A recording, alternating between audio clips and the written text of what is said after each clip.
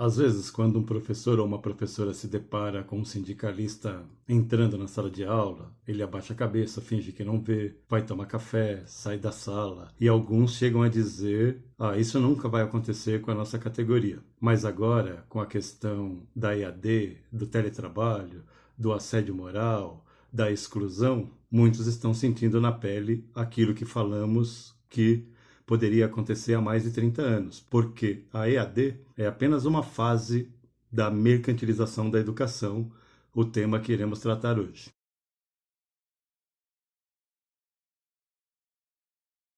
Globalização, neoliberalismo, mercantilização não são assuntos novos. Estamos falando disso há muito tempo. Hayek e Milton Friedman, desde o final da Segunda Guerra Mundial, num período em que o estado de bem-estar social estava se fortalecendo para combater os estragos que a guerra tinha causado na Europa, começam a defender a intervenção do Estado para o chamado livre mercado. Na América Latina, o neoliberalismo aparece já na década de 70 no Chile com Pinochet, onde as escolas foram financiadas por um sistema de voucher que levou ao fracasso total que pode ser visto hoje no Chile. O fortalecimento do neoliberalismo se dá no mundo, com Margaret Thatcher na Inglaterra e Ronald Reagan nos Estados Unidos, e na década de 90 ele entra fortemente no Brasil, iniciado no governo Collor de Mello e sequencialmente nos governos Fernando Henrique Cardoso.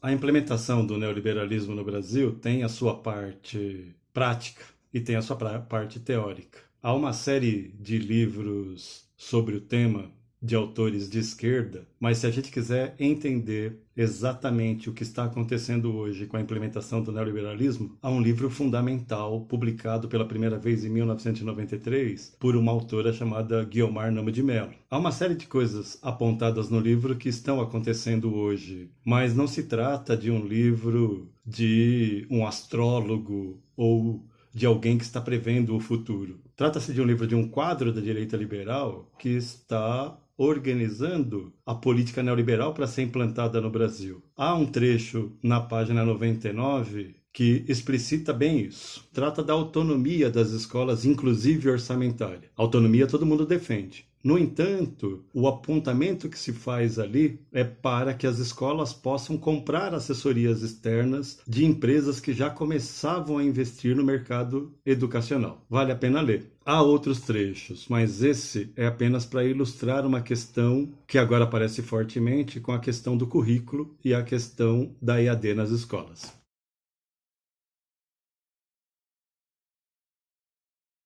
Os empresários da educação agem desde a década de 90 com base em 3 eixos: a globalização, a reestruturação produtiva e o domínio do capital financeiro. Para falar da globalização, é importante citar novamente a Declaração Mundial de Educação para Todos, que surgiu em 1990 após a realização na Tailândia da Conferência Mundial de Educação para Todos. Essa declaração aponta a necessidade da educação para todas as pessoas, o que parece uma coisa interessante, mas esconde a luta que os movimentos sociais faziam, principalmente na América Latina e nos países na época chamados de Terceiro Mundo, pelo acesso daqueles que estavam fora da educação, que é justamente a classe trabalhadora. É uma declaração bem formulada pelos organismos internacionais, com apoio do empresariado, e que é assinada por diversos países, inclusive pelo Brasil. Com relação à reestruturação produtiva, podemos dizer que uma série de conceitos que são utilizados na educação atualmente vem do mundo do trabalho. A escola inventada no século XIX para dar conta da estruturação fordista do mundo do trabalho não serve mais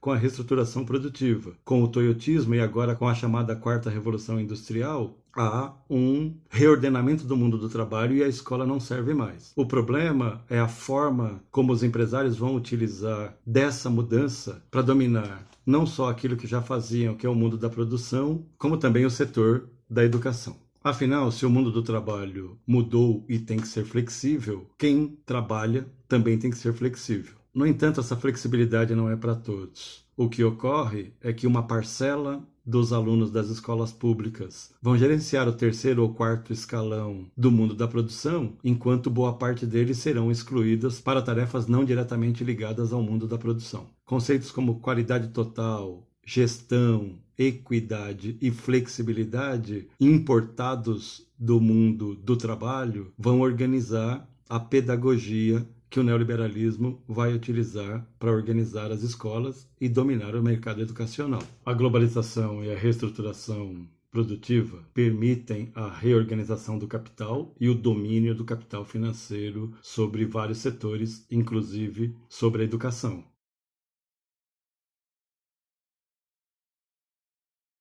O capital financeiro precisa agir e ele não pode agir abertamente. Então, ele vai se utilizar de fundações, de ONGs, de OCIPs, para poder dominar. E essas fundações agem para possibilitar o lucro e para possibilitar que as empresas entrem e dominem o mercado educacional. No Brasil, há uma série de fundações, todas ou quase todas dominadas pelo capital internacional, por ricos empresários que estão de olho em dominar a educação pública. Fundação Lehman, Fundação Itaú, Fundação Roberto Marinho, Fundação Bradesco. Essas fundações são articuladas por um movimento na linha do que defendia a Conferência Mundial de Educação para Todos. É o movimento Todos pela Educação, que na verdade é um todos pela educação controlada pelo mercado financeiro. Elas aparecem como promotoras do acesso, da qualidade, da equidade, da flexibilidade, ou seja, como se estivessem defendendo uma educação de qualidade para todos, inclusive para os trabalhadores, aqueles que estão excluídos da educação.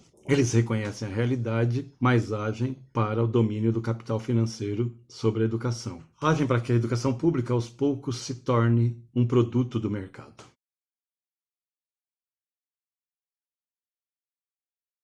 No Brasil, o empresariado age par e passo com o governo a partir já do governo Collor, que ficou pouco tempo, mas a estruturação mesmo se deu no primeiro governo de Fernando Henrique Cardoso, quando ele cria um ministério para reformar o Estado e entrega esse ministério nas mãos de Bresser Pereira. O objetivo tácito, o objetivo explícito era ampliar a participação da sociedade civil na organização do Estado, na política e na economia. Mas o que eles chamavam de sociedade civil, muito diferente do conceito gramsciano, é na verdade a participação do empresariado. O controle do empresariado num Estado pretensamente chamado de Estado mínimo, mas que na verdade é um Estado máximo em defesa do empresariado, em defesa do capital. De lá para cá, o empresariado não deixou de agir em todos os governos, sem exceção. E eles fizeram uma série de ações para entrar no chamado mercado educacional, mudaram a legislação, estão mudando até hoje, para facilitar o domínio do capital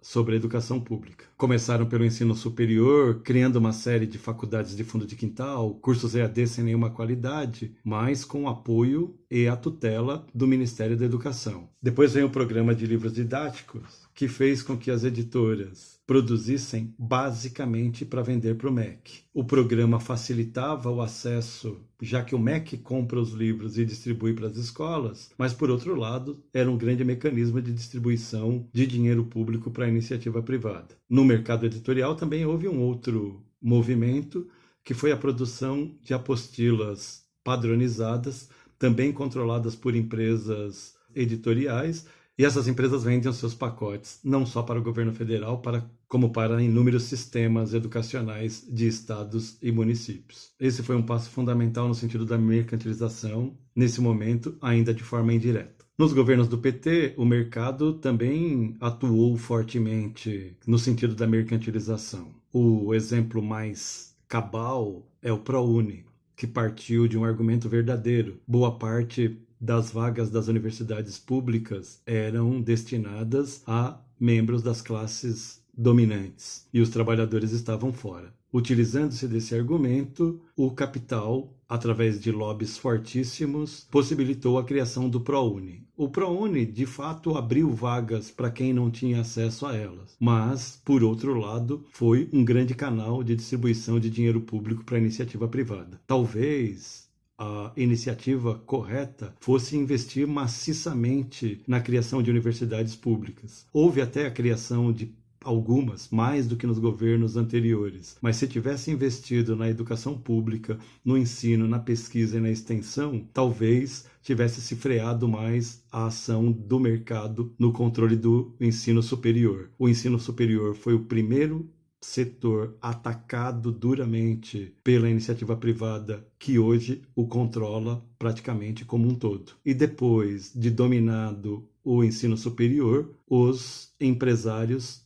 se voltaram para a educação básica, principalmente no ensino infantil e no ensino médio. No ensino infantil, através da terceirização, com parcerias com ONGs que abrem escolas infantis muitas vezes sem nenhuma qualidade, justificadas pela falta de vagas existentes. Mais uma vez, a política correta seria no investimento maciço na construção de escolas públicas geridas pelo Estado, mas a opção não foi essa. Houve até a tentativa frustrada, inspirada no ProUni, por parte dos empresários, de se promover um pró-básico, onde o mercado entraria com força no ensino médio. Mas isso não ocorreu. E a última saída encontrada pelo setor empresarial foi discutir e dominar o currículo. Viram no currículo, de uma hora para outra, uma possibilidade grande de ampliar o seu domínio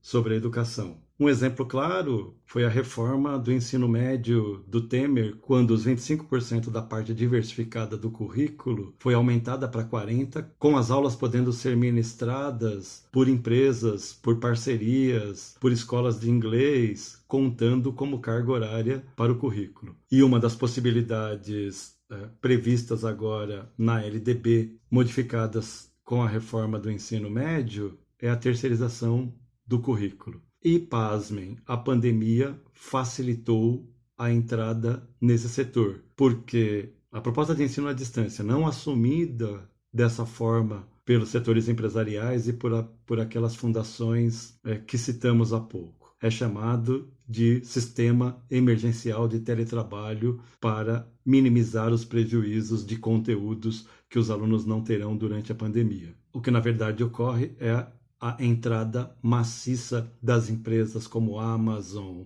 Google e outras no domínio total do currículo através das suas plataformas, como já tratamos em outro vídeo. Não é por acaso, enquanto a economia mundial está em queda, alguns dos bilionários mais ricos do mundo, muitos deles ligados a esse mundo da tecnologia, lucraram mais de 200 bilhões nesse período de pandemia. E para eles não há contradição. Eles não estão nem aí para as pessoas que estão morrendo. O que interessa é o lucro. E eles estão lucrando e lucrando muito. E não é por acaso. Basta ver o que alguns empresários bolsonaristas disseram esses dias sobre a economia estar na UTI. A exclusão, as mortes, o desespero do povo, para eles é chamado de efeito colateral. E efeito colateral, para quem está lucrando, na verdade, não é nada. Educação não rima com lucro. Esse vídeo não tem a pretensão de esgotar o assunto. Vimos alertando e falando desses ataques,